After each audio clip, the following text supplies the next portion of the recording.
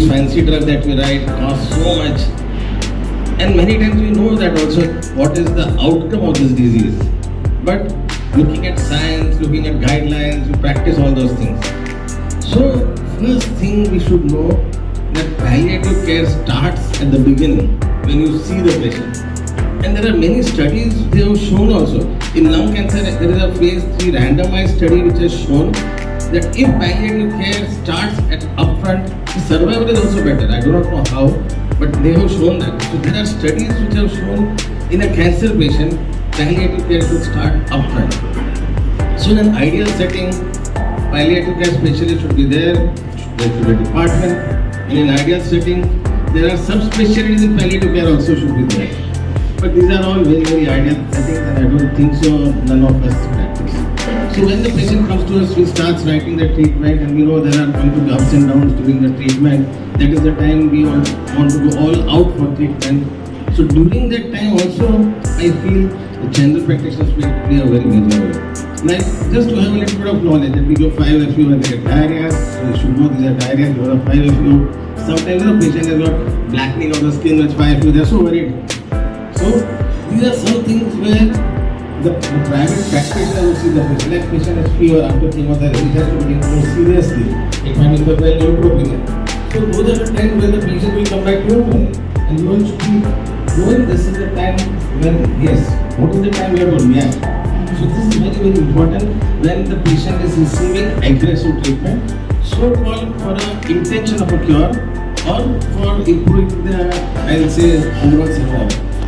Then comes a phase in oncology where we know responses are there or responses are not there. Sometimes when the responses are not there, patient's general condition deteriorates, and then we, unfortunately, as oncologists, we at that time think, oh, now we should start palliative care. So actually, we should have started long time back. We realized, but we realized many times that in our busy schedule that once you tell them everything, they go back, they come for chemotherapy, everything. But that is the time also they require private practitioners help.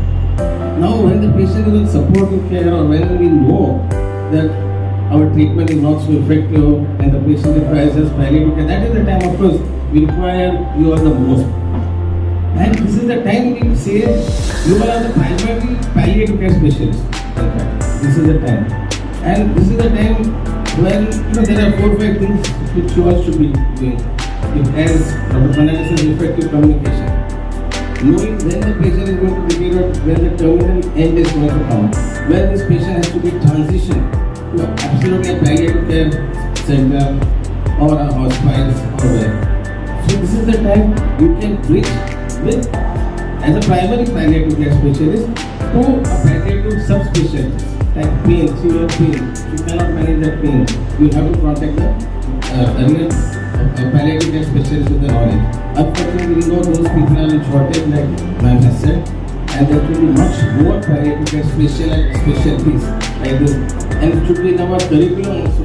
We also many times know only the guidelines. What are the guidelines of treatment? That's what the guidelines is there. There's no guidelines is there. This there, and then sometimes we forget about how to make the quality of life of the patient better. So these are some things.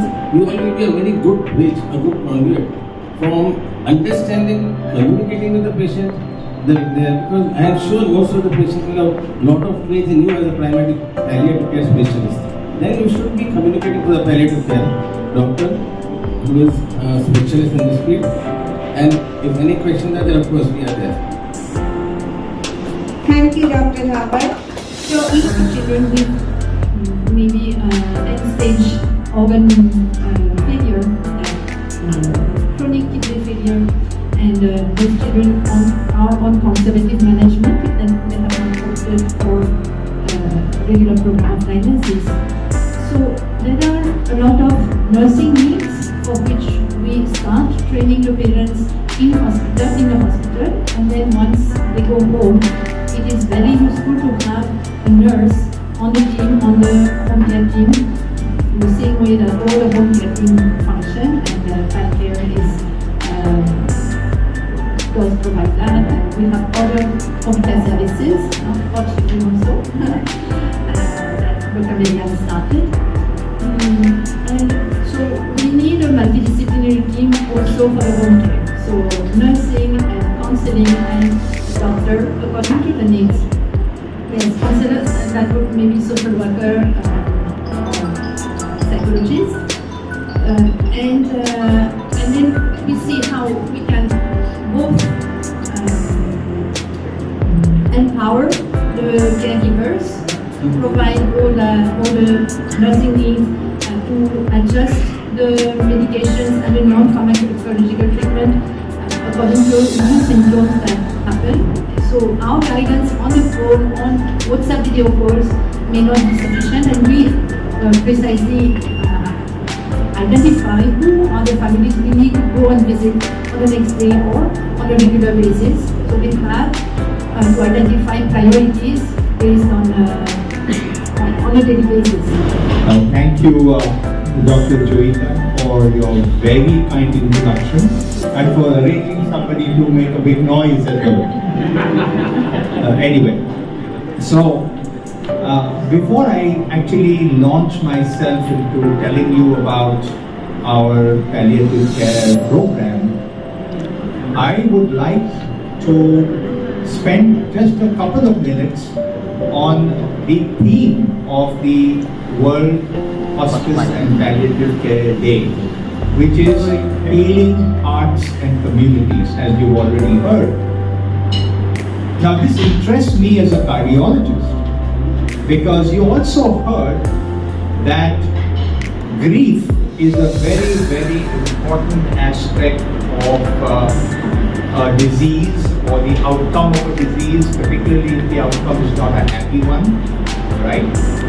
And it is because of the fact that so many people lost their lives during the COVID pandemic that the World Hospice and Palliative Care Association decided to have this particular topic as the one that they should use during the World Hospice and Palliative Care Day.